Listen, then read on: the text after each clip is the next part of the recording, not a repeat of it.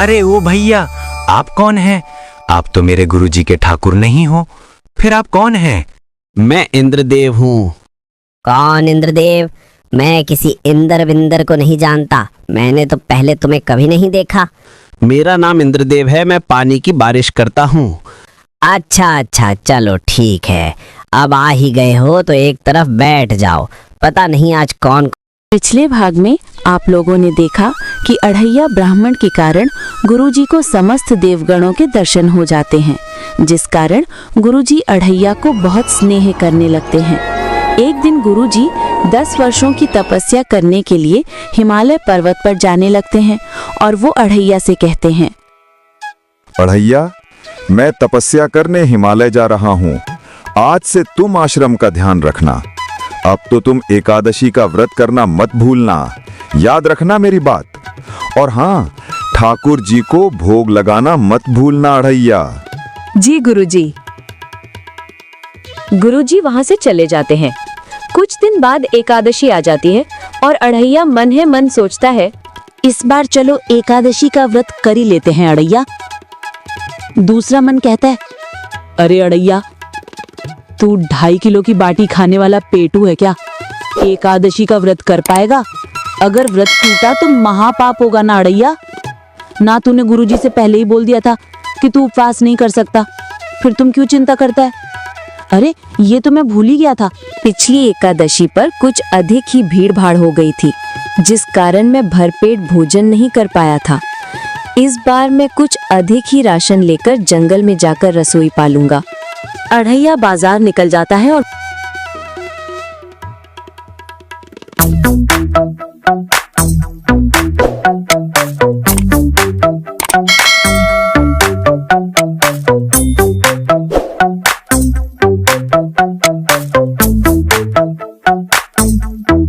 राम राम दुकानदार भैया। राम राम अढ़ैया ब्राह्मण जी, बताइए मैं आपकी क्या सेवा कर सकता हूँ? दुकानदार भैया, मुझे कुछ सामान चाहिए था राशन का। बताइए ब्राह्मण जी, क्या क्या दे दूँ? अढ़ैया बाजार निकल जाता है और वो एक दुकान पर जाकर दुकानदार से कहता है, अरे भैया दुकानदार, मुझे 20 किलो आटा, 10 किलो चावल, 5 किलो घी और 5 किलो दाल, सारा सामान बांध दो। अरे अढ़ैया, आश्रम में भंडारा है क्या? तुम इतना सारा सामान ले जा रहे हो? तुम्हें इन सब बातों से क्या लेना देना? तुम्हारा काम है सामग्री देना, तो सामग्री दो ना। अरे अढ़ैया, नाराज क्यों होता है? मैंने तो ऐसे ही पूछ लिया। ये लो अपना सामान और मेरे पैसे दो। ठीक है दुकानदार भैया, ये लो अपने पैसे। अढ़ैया सारा सामान लेकर रास्ते में मन ही मन सोचता हुआ प्रसन्न होता है कि कई दिनों बाद भरपेट खाने को भोजन मिलेगा। लेकिन अचानक उसे याद आता है कि अरे, रसोई बनाने के बाद तो ठाकुर जी को भोग लगाना होता है और ठाकुर जी न जाने किस किस को बुला लेता है और मैं भूखा ही रह जाता हूँ। अरे गुरुदेव के ठाकुर का क्या करे? ऐसा करते हैं कि इस बार रसोई पकाने के बाद मैं ठाकुर को खाने पर ही नहीं बुलाऊंगा। न रहेगा बांस, न बजेगी बांसुरी। ये सोचकर अढ़ैया रसोई बनाने लगता है।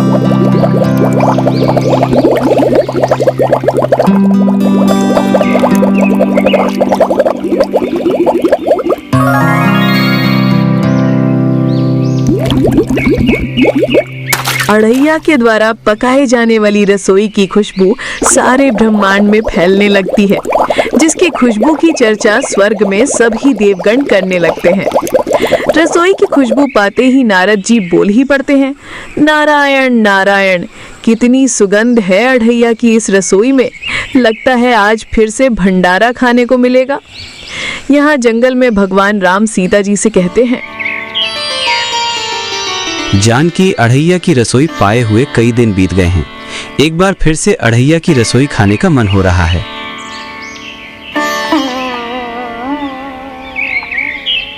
हाँ, स्वामी अढ़ैया इस बार फिर से रसोई बना रहा है। जानकी, अढ़ैया इस बार खाने पर वह मुझे बुलाने वाला नहीं है। वह सोचता है कि हम लोगों के कारण वह हर बार भूखा रह जाता है। स्वामी अढ़ैया आपका सबसे प्रिय भक्त है। उसकी कोई भी बात जब आपको बुरी नहीं लगती तो आपको खाना खाने से भला वो कैसे रोक सकता है? हाँ, सही कहती हो सीते। उसके द्वारा पकाई रसोई इतनी स्वादिष्ट होती है, मैं तो क्या ब्रह्मांड के देवगण भी अपने आप को अढ़ैया की रसोई खाने से नहीं रोक पाएंगे। स्वामी, इस बार अढ़ैया ने काफी अधिक मात्रा में खाना बनाया है। हाँ, देवी अढ़ैया इस बात से अनजान है कि इस बार तो और भी अधिक देवगणों की संख्या बढ़ने वाली है। तो स्वामी, इस बार कौन कौन भंडारे में आने वाला है? देखती जाओ देवी। आज तो मैं भरपेट खाने वाला हूँ। आज अगर ठाकुर 10-20 आदमी लेकर भी आएगा तब भी मेरे पास काफी राशन है। चलो, मेरा खाना तैयार हो गया है, जल्दी से थाली लगा लेता हूँ। अरे यार, क्या करूँ, ठाकुर को बुलाऊं या नहीं? अगर नहीं बुलाया तो गुरुजी नाराज होंगे। चलो बुला ही लेता हूँ। गुरुजी के ठाकुर, आओ और आकर खाना खा लो। अढ़ैया की आवाज सुनकर सबसे पहले भंडारे में इंद्रदेव पहुंच जाते हैं।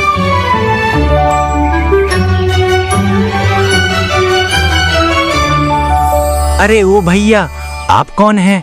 आप तो मेरे गुरुजी के ठाकुर नहीं हो, फिर आप कौन हैं? मैं इंद्रदेव हूँ। कौन इंद्रदेव? मैं किसी इंद्र विंदर को नहीं जानता। मैंने तो पहले तुम्हें कभी नहीं देखा। मेरा नाम इंद्रदेव है, मैं पानी की बारिश करता हूँ। अच्छा अच्छा, चलो ठीक है। अब आ ही गए हो तो एक तरफ बैठ जाओ। पता नहीं आज कौन कौन आने वाला है। ए गुरुदेव के ठाकुर, कहाँ है आप? जल्दी से आओ, खाना तैयार है। इस बार अढ़ैया के बुलाने पर नारद जी आ जाते हैं। नारायण नारायण, प्रभु नारायण नारायण, नारायण नारायण नारायण। कितनी सुगंध है इस खाने में। अरे ओ भैया, अब आप कौन हैं? मैंने आपको भी पहले कभी नहीं देखा। अरे अढ़ैया, मुझे नहीं पहचाना? नारायण नारायण में नारद मुनि हूँ। प्रणाम नारद जी, प्रणाम। आयुष्मान अढ़ैया, चिरंजीवी रहो। तो नारद मुनि यहाँ क्या कर रहे हैं आप? आप वही नारद जी हैं जो चुगली करते हैं, इधर की बात उधर करते हैं। यहाँ किसकी चुगली करने आए हैं आप? नारायण नारायण, मैं किसी की चुगली करने नहीं आया हूँ। मैं तो खाने की सुगंध इतनी जबरदस्त है कि मैं अपने आप को रोक नहीं पाया। गुरुजी के ठाकुर, आप कहाँ हैं? आओ और खाना खा लो। कहाँ हैं आप? इस बार पुकार सुनकर जंगल में अनेक आत्माएं, योगिनी, यक्षिणियां, भूत प्रेत आदि आते हैं और धीरे धीरे आने लगते हैं और सभी कहते हैं, हे अढ़ैया, खाने की सुगंध से हम सभी जाग गए हैं। हमने कई वर्षों से खाना नहीं खाया है अढ़ैया, क्या हम सबको भंडारा मिलेगा? अढ़ैया कहता है, हाँ हाँ, सबको भंडारा मिलेगा। अब आप लोगों की कमी रह गई थी भला। गुरुदेव के ठाकुर, शीघ्र आओ, खाना खा लो। आप कहाँ हैं ठाकुर जी? यहाँ सीता जी रामचंद्र से कहती है, हे स्वामी, अढ़ैया आपको पुकार रहा है, आप क्यों नहीं जाते हो? देवी, अभी और विलंब है मेरे जाने में। आज मैं सबसे अंत में जाऊंगा। मुझे ये देखना है कि मेरे भक्त अढ़ैया में कितना धैर्य है। वह कब तक मुझे पुकारता है। तो स्वामी, अढ़ैया की धैर्य की परीक्षा ली जा रही है। अब समझी मैं स्वामी। गुरुजी के ठाकुर, आप कहाँ हैं? आओ और खाना खा लो। कहाँ हैं आप? अब की बार खाना खाने के लिए माता लक्ष्मी जी, गणेश जी, शंकर जी, पार्वती जी, ब्रह्मा जी एवं यमराज आदि देवगण आते हैं और अढ़ैया से कहते हैं, हे अढ़ैया, हम सब देवगढ़ आ गए हैं। हम लोगों को बड़ी जोर की भूख लगी है, हमको खाना दो। अपनी आंखें खोलो अढ़ैया। अरे आप सब कौन हैं? हमने तो आप लोगों को नहीं बुलाया, तो फिर बेशर्मों की तरह क्यों आते ही जा रहे हो? लगता है आज फिर मुझे खाना नहीं बचेगा। क्या कह रहे हैं अढ़ैया? कुछ नहीं कुछ नहीं, तो हम सबको खाना खिलाओ। अरे अरे, एक तो बिन बुलाए आ गए हो और बेशर्मों की तरह खाना मांग रहे हो। सुनो आप सभी, जब तक मेरे गुरुदेव के ठाकुर जी नहीं आ जाते तब तक किसी को खाने का एक निवाला भी नहीं मिलेगा। इस बार फिर से सीता माता कहती है, हे स्वामी, दोपहर होने को आई है। अढ़ैया 2.5 किलो बाटी खाने वाला ब्राह्मण है, उसकी इतनी धैर्य की परीक्षा ना ले और अति शीघ्र अढ़ैया के पास चले। स्वामी, अब तो हमें भी बहुत जोर की भूख लगाई है। हाँ देवी, भूख तो मुझे भी बहुत लगाई है। चलो तो फिर चलते हैं। हनुमान, लक्ष्मण, कहाँ हो? चलो सभी साथ आ जाओ। अढ़ैया के यहाँ भंडारे पर चलना है।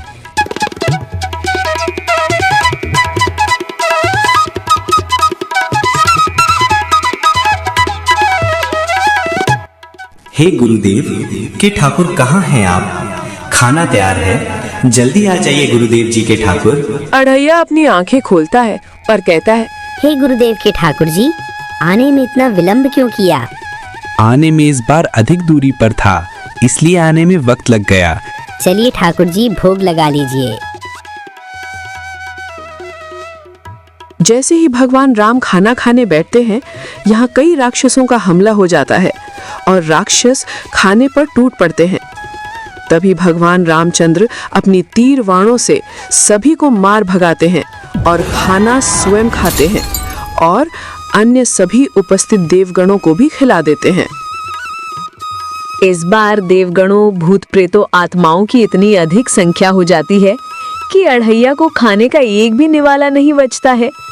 इस बार भी अढ़ैया भूखा ही रह जाता है। लेकिन इस बार अढ़ैया के खाने को खाकर सभी देवगण अढ़ैया को वरदान देते हैं कि हे अढ़ैया ब्राह्मण, सारे ब्रह्मांड तुम्हारे जैसा रसोई बनाने वाला कोई और नहीं होगा, और जब जब कोई भी प्राणी संसार का भंडारा या कोई भी शुभ अनुष्ठान करेगा तो उसे अपनी रसोई सुरक्षित और स्वादिष्ट बने, इसके लिए रसोई के पास श्रीफल यानी नारियल, थोड़े गेहूं, जल का छोटा लोटा आपके नाम से रखा जाएगा, और जो भी रसोईया ऐसा नहीं करेगा उसकी रसोई न सुरक्षित रहेगी, न स्वादिष्ट बनेगी, और उसका भंडारे के रसोई आत्माएं ग्रहण करने लगेंगी। ये हम सब देवगणों का तुम्हें आशीर्वाद है। सभी देवगण अढ़ैया को आशीर्वाद देते हैं, देकर चले जाते हैं। यहाँ शाम हो जाती है। अढ़ैया अपने आप से कहता है, इससे अच्छा होता कि मैं एकादशी का व्रत ही कर लेता।